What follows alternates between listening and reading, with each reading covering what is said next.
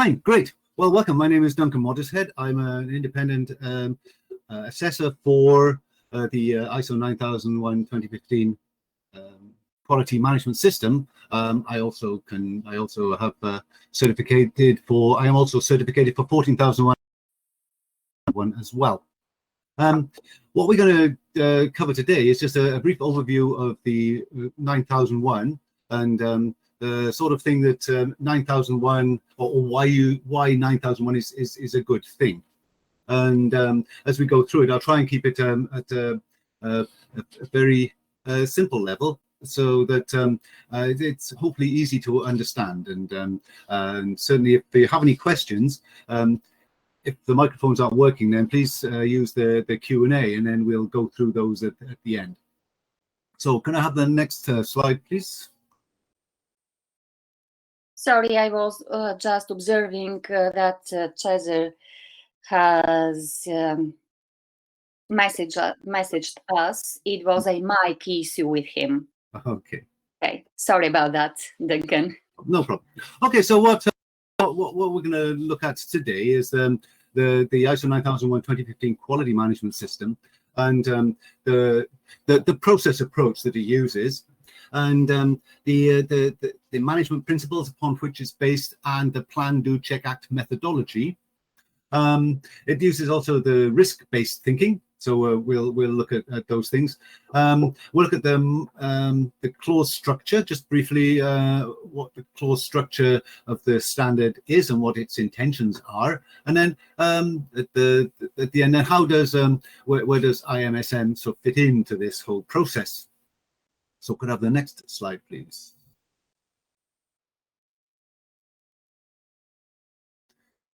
Are we good here? Skip, yeah, do the into the 9001 overview, because the next one, please. Yep. Okay. You know that there is a slight delay in changing the slides. Oh, okay. Yeah, this is why. Sorry about that technology. Here's the definition of the 9001:2015 standard. Then it's an international standard which defines the minimum requirements for a company's quality management system.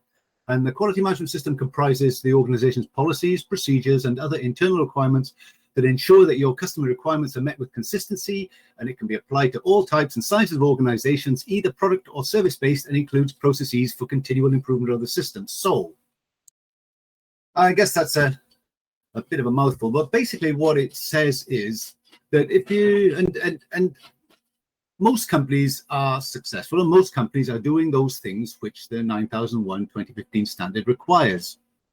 However, what organizations tend not to have is the evidence that they are, following the procedures. And so the 9001:2015 standard says basically that you document what you do, and you do what you document, and you provide evidence that that's what you're doing. And if you're a successful company, you're obviously doing all the right things. And what the 9001 standard says is that when you get the certification, you're basically telling your customers, we have our processes under control. We have a set of processes actually, and they are under control. And somebody, a third party, comes in and checks them, and then they check that we have evidence that we have them under control, and therefore you can be sure that what you get from us will have a consistent quality, and the processes that we use are under control, and we can prove it. So, and how does it do this? We go to the next slide, please. Yeah, it's on. Can you see process approach? Yes, please. Yeah, it should be on already. Right. So the next, what it does is it adopts this process approach, and a process is the transformation of inputs into outputs.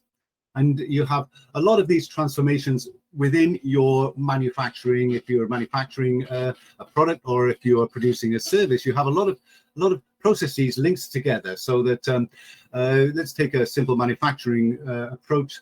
So you go out and you purchase a lot of parts, you put them together for a sub-assembly, and then you make several sub-assemblies, you put all those together and you make something. So if you're making a car, for example, then you put all the various pieces of the car together, and then you assemble everything together, you check it all, and then put it out. So you have a lot of inputs, which are all the components, all the processes for putting those components together. That's your procedures.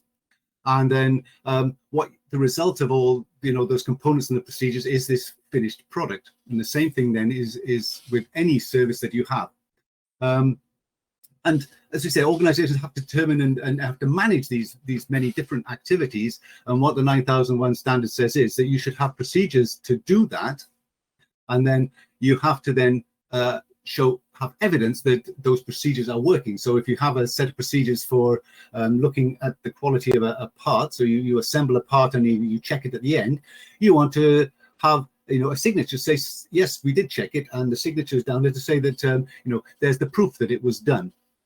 And so if you're producing products which are sent to a customer and send that there's something wrong, then you're able to trace back to find out, when it was made, how it was made, what parts will go into it, and then you are able to then determine what it is that may have caused the issue in the first place. So another very simple method would be, say, if you're making some simple, let's take a analogy. So if you're making if you're making a dish in a restaurant, then your inputs are your food, your ingredients, you have your staff, you have their skills, and you have to give them training, you have to have your utilities, you have to have your infrastructure. All of those things need to be available for you to create the food that you're going to produce.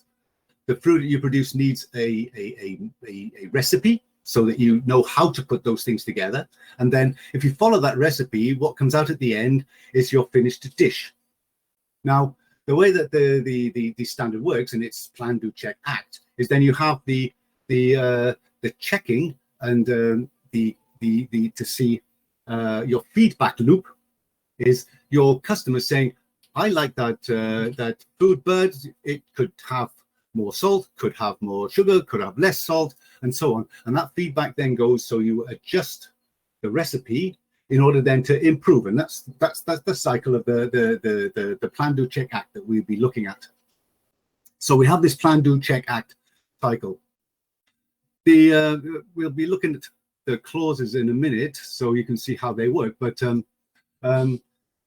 basically, what we're doing is we have our customer requirements, and then they go into our planning phase. So we look at we plan our activities, we do our activities, we see how we're doing in our activities, we monitor, and then we make some improvements, and we adjust the planning. And so continually going around that plan, do, check, act cycle. And what is right in the middle amongst all this is this leadership and commitment. And so it revolves around the leadership and commitment. So let's have a look then at the next slide. You got it? Yeah. The management principles upon which the 9001 standard is based are a focus on the customer, leadership from the top of the company down. So the 2015 version of the 9001 standard has a bigger focus on leadership and says that you can't just pass off the 9001, your quality management standard down the line. You have to take responsibility for it. The management principle, of course, engagement of people. That's both your internal staff and your external staff, external customers. So if you engage your staff, you have a much more motivated workforce. And by listening to what your customers say allows you to improve your products or your services to them. It's based on, well, a process approach, as we've mentioned, a process. So looking at your processes and how they interlink. Then continual improvement. And that then one of the key pieces of that is your internal auditing, which provides input into that continual improvement. By looking at your processes and getting evidence for how those processes are performing, that allows you to make better decisions for your business and improves your business. And all of these improvements within the business then will allow you to manage your relationships with your customer much better. And of course, then you also need to, through all the training that you do within your company, engagement of your staff, you have a better relationship management within your own organization. So next one, please. Yeah, it's on. There is a slight delay, I'm afraid. Yeah. Right. Several of the latest standards follow now a standard structure where the clauses are similarly grouped. So clause 1, 2, 3, which is the scope, the normative references, and the terms and definitions, those are specific for each of the standards. So the 9001 standard, the quality management, 14001, the environmental standard, 45001, the occupational health and safety standard, and many others now use this standard format. Number 4, clause 4 looks at the context of the organization, that is who your customers are and who are the people that have an interest in the organization. And then clause 5 looks at leadership and what leadership should be doing. Clause 6 looks at the planning side of your quality management system. Clause 7 looks at supporting your quality management system. And clause 8 looks at operations outside of your quality management system. 9 looks at performance evaluation, and 10 looks at the continual improvement aspect. Now we'll look at some of these in a little bit more detail now. So the next slide, please. On already? Yep. So we've looked at this high level structure, which is called Annex SL, and it's what these new ISO standards are based on. So we take each of these clauses in turn and just give a brief overview of what they are looking for. The clause 4 is all about the context of the organization. It looks at who your customers are and who the other people with their interests are. So you're also looking at those internal and external impacts on the business. So you need to do a PESTLE analysis. Look at the political, economic, social, technical, legal, and environmental issues that affect your business. The standard requires that you do that, and you have something either in an electronic format or a paper format that has that information. Then it talks about the needs and expectations of interested parties. And these interested parties are, for example, shareholders. The shareholders have an interest in the organization, so shareholders would like a good return on the business. You have your customers who want the good and reliable product and or service from you. You're looking at maybe some health and safety, or the health and safety executive that are looking to make sure that things within a company are run in a safe manner, and so on. And so you need to list out those interested parties there, and then what they are looking for. And then you look at the scope of the management system. You have to develop the scope, which says our company is this is the name of our company. We are located in this area. These are the products and services that we offer, and this is the area in which we offer them. And there are certain aspects of the quality management system that may not apply. For example, you may not do design and development, for example. So if you don't do that, you can say that part of the standard doesn't apply to me. If you don't offer any other warranties or services after you deliver your product and or service, then there's also then section in the quality management system that you can also say that doesn't apply to us as well. And third one that's often comes up is calibration. If you don't have any equipment that needs calibration, then that's also something which could be listed on your scope statement as something which is not applicable.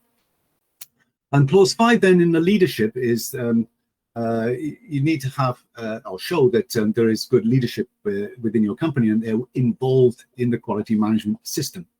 And so there's also then the leadership needs to look at a risk and opportunities facing the organization. So you need to produce a risk register, and you need to establish then your quality policy. And many companies have this already, so this is not this is usually not a difficult thing to do. You have your product quality policy, and then you have your, call it assigning roles and responsibilities, but this is basically your organization chart. So you need to have it in a form. Normally, it would normally be a functional organization chart, because then if it's part of your management system, it means then for the people do move within the organization, but the functional roles tend to stay the same. So you would have some kind of organization chart for your organization.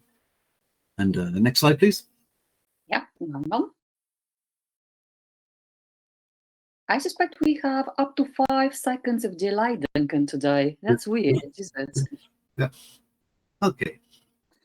So in our planning, then we have our, as I say, we have our risks and opportunities, and we do our SWOT analysis. But then we have some objectives that are required as well by the standard. So most people have KPIs anyway within the business. So setting some quality objectives should not be that difficult as well. And what you do is you set your objectives. They can be something simple, like responding to customer requests within 48 hours or 24 hours or whatever you may want it to be, and then you monitor that. So so you need something, a target that needs to be set, so you know how well you're doing against that target, and you need several objectives to for your organization, and those are, as I say, just based on regular KPIs, or you can introduce some other specific KPIs if you wish. And it also says that if you make any changes, then you need to have appropriate planning. And so this is as well generally a common sense approach to business. And it's I think that the standard itself doesn't try to make you do a lot of extra work. The standard says you need to collect evidence that you're doing what you say you're doing. But other than that, it doesn't say you have to do things in a specific way. But it's obviously a common sense thing that the standard says you need to plan changes and you need to document what your changes are. So you have a plan when you're making any changes. And so, this is really a common sense approach. If you have a product that you're supplying which has some kind of certification, of course, any changes that you may want to make to improve that product have to be done in such a way that they don't affect the certification that is already in place, or you have to make sure that you recertify it. So it's it's these obvious simple things that the quality management system is saying you need to do, but they are the common sense things anyway. From clause 7 is talking about support, and that's basically it says you need to have the appropriate infrastructure, environmental resources necessary for the organization. And you have competency and training requirements that you understand are required within the business, and who needs to have those particular training, have those particular training courses. And these things are courses and competencies are things which are external training courses, and they can also be internal on-the-job training courses, but you need to have them just with some kind of documented. You need to have evidence that those courses have been done. So you need to have a kind of either a certificate from an external course, or internally just maybe a note, a signature on a toolbox talk list to say that you've had it, or if it's learning how to use a piece of equipment within the organization, then just an email to say that this person has acquired this competency. And also then talks about building awareness of the quality management system throughout the organization. And this is also important, of course, because people need to realize within the organization the importance of any particular certification and the impact it has on the ability of the organization to get orders in a particular area. So when the auditor will go through and check your systems, the auditor also goes in and talks to people within the organization to say, what do you understand by 9001 and the quality management system? And so this is where the awareness of the quality management system needs to be shown. And it can be also the quality policy should be up on, say, notice boards or on your intranet and on your website and so on. So this is where making people aware of your quality management system, the fact you have one, and then the importance of it. You need to make sure that you have documented information and it's collected and controlled. And controlled, of course, means that the auditor will come in and ask you how you protect your information as well. So that is, do you have regular backups of your information and that kind of thing. So that's the sort of thing that would be looked for. And all of these things are, as I say, are things that you are already doing as a successful company. And then looking at clause 8 from the operations side, as I mentioned, the standard is all about being able to prove to people that you are in control of your processes. So it's all, the clause 8 is all about traceability of the product as it goes through your organization from the start, from the inception, which is and the purchase order from your customers, right the way through to fulfillment of that purchase order, through the delivery of the product or service at the end, and that it has appropriate checks at the various stages, important stages of the manufacture or production of that product or service as it goes through your company, and of course the final okay for that product or service to be sent to the customer after all the checks have been made. Also then close operations, if you have a design and development process, it looks to make sure that you have appropriately documented your process for developing a product or service. And of course, again, this is all common sense kind of things, which if something happens to the product, then you are able to go back and find out, the detail of how it was produced, and therefore then find out why a product may have gone wrong. You have to also show your externally provided products and services are controlled. So you need to have an approved supplier list, and those major suppliers that you have may need to have so their own audits performed on them, depending on the size of your organization and the size of the supplier. Or you just have a set of criteria. So it could be as complicated or as large as going out and doing an audit on your supplier, to if you have just sort of smallish suppliers that supply small amounts of goods to you, then it can be something simple as my supply criteria is they provide a good service, they are local, they deliver on time, their on-time delivery is better than 98% or whatever. So you just have a set of criteria for selecting your suppliers and monitoring your suppliers, as well as approved supplier list. Then clause 9 is all about performance evaluation. So you need to have some kind of KPIs that you have, which do need to include your customer perceptions.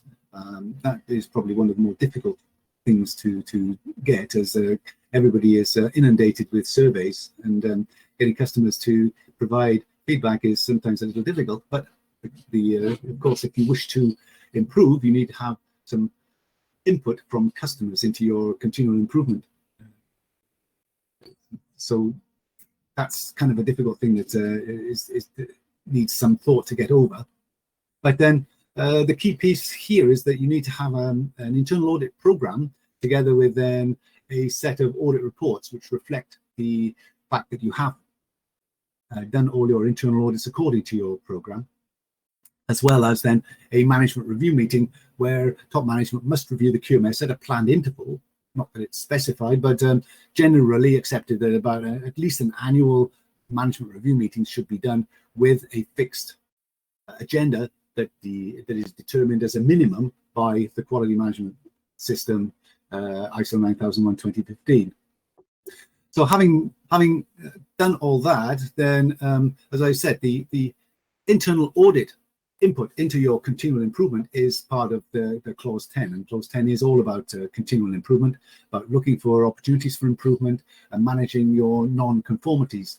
So it says if you have something which is a non-conformance within your processes, or somebody's not working to the procedures, then you need to go and do a root cause analysis why they weren't working to their procedures, and then find out then how you can make sure that that particular issue is then resolved.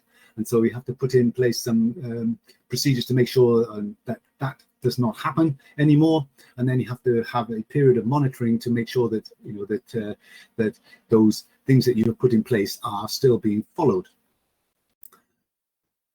Within the internal audit, the internal audit just is an ideal time for people to look at their systems and procedures within the business, and the people that are doing those always have a great view as to what can be done to improve them. And so your internal audits should be thought of as more of an opportunity to find out ways to improve in the things that the organization does, and improve your processes, rather than trying to find out if people aren't doing what they're supposed to be doing. So rather than looking for non-conformities, the internal audit should more look for conformities and opportunities for improvement. And so those are then the overall an overview of the various clauses. So if we go then to the next one, next slide. We're there, Duncan, now. Okay. Apologies to all for this tiny delay. There might be some issues with the connection today. So then, from a view of what IMSM does as a company, I have experience on both sides. So I worked with a company that that IMSM helped to put in a 9001 2015 system, and I also then sit on the other side where I go and I audit 9001 systems on behalf of QAS International, which is the certification body for IMSM. And so what IMSM does is it has a set of documentation and that it uses, and templates that allow it to help develop your quality management system quite quickly. And what generally happens is you may or may not be in the middle of this process already, but an assessor such as myself would come into the business and do a gap analysis and discuss with you all of those things, the inputs that you would need to provide in order that I, as an assessor, would develop your management system based on all the templates that IMS provides. And then I would write it all up, discuss it several times with you through the journey, and then come back and present then the management system to you. There's a complete unit together with some templates which says, here's the template for, say, the internal audit program, and here's what we have discussed, and here's your program. Here's the audit report forms that you need to complete, and some examples. And then here's a template for your management review meeting, and these are the things you need to cover at a minimum. And here's a set of minutes with all the topics that you need to fill in. So fill in these areas for your minutes, and that kind of thing. So that's what IMSM does, and because of the structure of it, then it is, it'll help you along the way from, just say doing your gap analysis, developing all your documentation, and presenting it to you. So the process is, let's say you have gap analysis, then the assessor will work with you to develop your documentation. Then there's a presentation of documentation. You then work with that documentation for a period of time to do maybe get your first management review meeting done, and a couple of internal audits. And then the auditor will come back and then look at what you have done and do a certification audit, and at that point then determine whether or not you satisfy the requirements of ISO 9001 and you get your certificate. So it's quite a condensed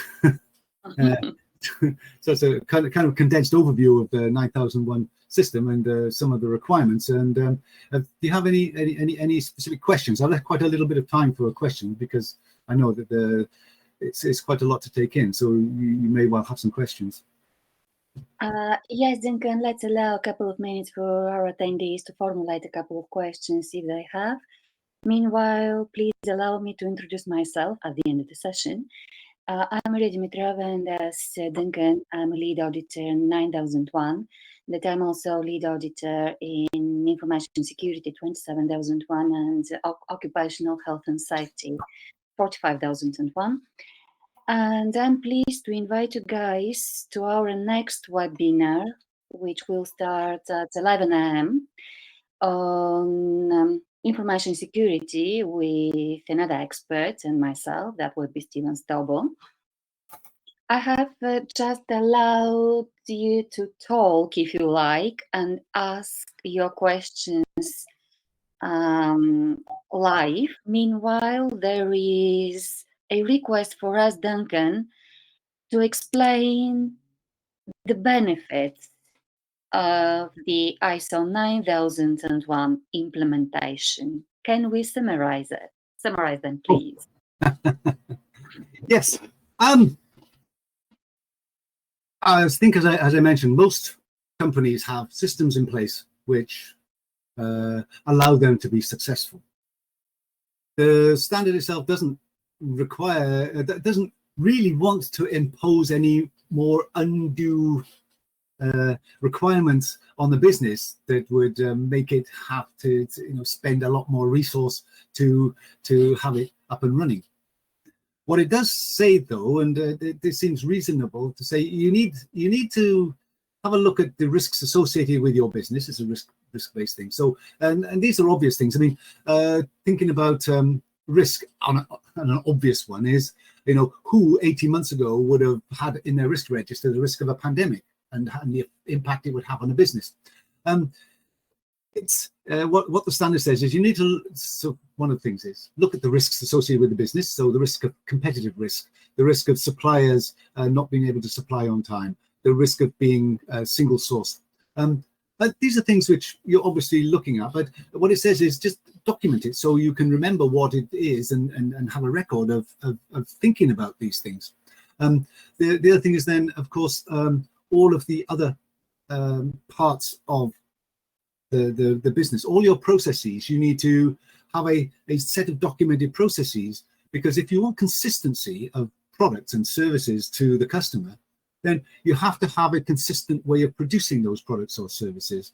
And you can only be assured that your procedures are being followed by somebody either signing off or stamping something that is, through the production of that product or service, to say that, yes, I've done what the procedure says I'm supposed to have done. And, here's my signature or stamp to say that I have done it. And the internal auditor would come along and check just to make sure that, that those things are in place and that you have evidence that you are producing things. And if you take, you can take a business that produces critical, let's say, a pacemaker, something like a pacemaker. You would expect that a company that produces the pacemaker would have appropriate safeguards in place, through its manufacturing, to make sure that every part of that pacemaker was checked and every part of its manufacture was controlled, and that those people that produced it would have appropriate documentation to say, yes, we are in control of our processes and here's the proof. So that's on on one basis, but surely everything that you produce to your customer, you want to be able to prove to them that you are in control of your processes, and that and every part and every piece that goes into your product or service has been checked as it has been produced, and that you could provide proof of that to the customer. So rather than do that on a every basis, what the management system says is an independent assessor will come in and check that you are doing, all your processes are under control and that you are actually doing what you say you're doing. So for me, what the 9001 system does is says, we are a great company. We are in control of our processes. You can tell that because our products are so good. And not only that, but we have someone from outside our organization coming into our organization and saying that, yes, we actually are in control of our processes, and we have proof that we are in control of our processes. And that's the flag you're flying with the 9001 standard. I mean, you can, as I say, have your processes under control, but if you don't have the certification, then you don't have, as a customer looking at the competitors that are in a field, somebody who has a 9001 badge is a company that can, let's say, is in control of our processes and can prove it's in control of our processes. And just think about then, if you are out looking for suppliers for your own business, then what sort of things would you like to see, and what would your preferences be if you had a company that had 9001 and a company didn't have 9001? If all other things being equal, what would you think in your choice? How would that influence your choice? Does that cover it? Yes, I think so. Thank you, Duncan. By the way, guys, because we are MSM and we aim at 5-star corporate excellence, we actually offer quite a lot of resources to the public and the community. We have our LinkedIn live shows, etc., webinars, free of charge, everything. And to those who attend our webinars, we actually offer a free consultancy session if they like to contact us. So I'm sending out my email address now. Please let me know if you'd like to schedule for you a quick consultancy free of charge session and take you through different issues that may affect your company. So yeah, that will be mariadimitrova@imsm.com. And I've also sent across the link, the access link to our next webinar, which is on information security. And that's a short one as well. Stephen and I normally do it in 45 to 50 minutes. I can't see any further questions, Duncan.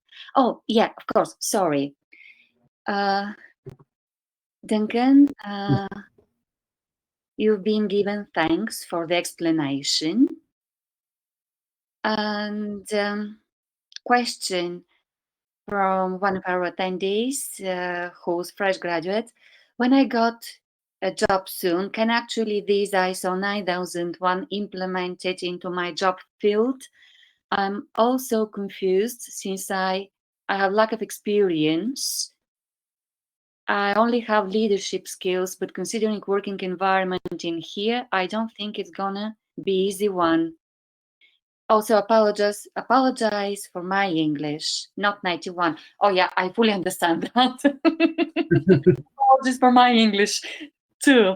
So Duncan, how does ISO 9001 help graduate students, etc.? You may like to talk about our internal auditor courses as well. Oh, okay. Right. Well, so many companies nowadays are implementing or have implemented 9001. I think there's over 1 million now, and worldwide. It's one of the most common standards. Having a general understanding of the 9001 quality management system, and actually what its intentions are, as opposed to many companies have maybe a false idea of the 9001 standard as being an imposition upon a company and the requirement that they follow certain rules, but actually it's not. One of the key pieces of this is that it tries to utilize what you already have, with the one proviso that you need to have evidence that you are doing what you document and document what you do. And so that then is the key piece. Many companies are doing things in a way, but they're not necessarily, saving the evidence that they are doing things in a good way, in the correct way, or not having proof that they've done things in the correct way, even though they may have done it. And so, therefore, what the standard says is provide evidence. And one of the things that you do is that you need to understand about internal auditing. And what internal auditing does is it checks to see that you are operating to your own processes. And obviously, operating to your processes where you have a product which has a particular certification, and that is even something as simple as a window. Right, because the windows have to have certain certifications in order to be sold into your house, through to a pacemaker and other medical devices where, of course, they need a very strict certification. And if somebody doesn't follow the processes in the manufacture of those things, then it means the certification is invalid. the thing may not work correctly, which in medical cases is a bit severe. So there are various levels of consequence of not doing what you're supposed to be doing and not following your own procedures. So by having a regular checks to make sure that you are doing it, then it provides a certain amount of comfort, let's say, to your customers to say, yes, actually this supplier is following its procedures and it's checking that its procedures are being followed. Now, if you're going into a company that has a 9001 system, then having an understanding of it is also then quite good. And so through the internal audit process, which is more not looking for non-conformance, but looking for conformance, to looking that you are doing what you say you are doing, and looking for the continual improvement aspect. And that, I think, is the key for the internal audit. Not, we're coming down to spy on you, but we're looking, actually, we're asking for your feedback, and because the person who is actually doing the job is always the best person to ask to see whether there are any improvements that could be made within that particular area that they're working in. So I think that is the key piece of the internal audit. And someone who comes in with an understanding of the really the grounding of the 9001 standard, what it's really trying to achieve within a company, which is making sure that that they are doing things in a very good way and in a controlled way, and in having evidence that they are doing it. That, I think, is the key piece. It's not a standard that is an imposing standard, rather than it is a standard which is showing that it's just like it's a flag to say we are in control of our processes, and we can prove it. Actually, it answers another question you've got, saying we are a micro company with only 2 full-time employees, and we are wondering what the depth of information is that we need to provide. So exactly as Duncan says, you do what you say what to do, and document it, and check out with the standard which piece of documentation are strictly required. Duncan?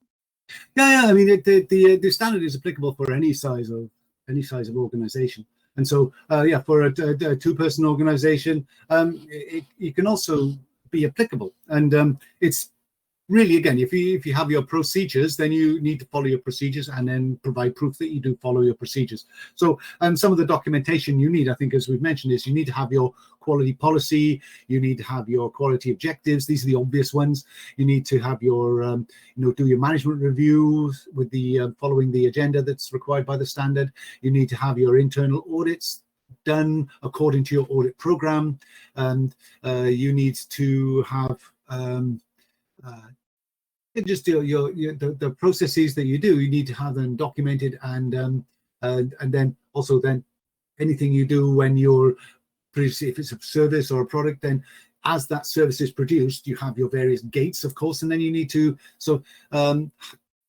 show that those checks through the production of your service, product and or service are being done, and that the people within your organization who are performing those tasks have the appropriate qualifications or training to do those things, and that's through that the training program and the records that you have for your training. And so those records can be electronic or paper, of course, as can all records for 9001. It's just you document what you do and do what you document. Absolutely, and you don't need to write a 2,000-word academic essay to prove it. No, absolutely not. Simple records just prove as evidence that you actually do it. That's enough. That's it. Yes. Yeah. Duncan, shall we call it a day? Basically, because I think that we have about 40 attendees trying to get into the next webinar with Stephen. Okay. Thank you very much, Duncan, for joining today. Thank you guys for being with us. Again, you've got my email address. Please let me know if you need anything. Yeah, if you have And any further questions, then please let Maria know, and then I can respond. No problem. we'll take it from there. And if you follow us, I'm on LinkedIn, Facebook, and YouTube, you'll get the latest video, and we have lots of activity, free of charge, and very informative and short ones. Thanks again. Now I'm stopping the recording, and I hope I see you soon. Thanks, Duncan. Thanks, guys. Thanks, Bye. Maria. Cheers then.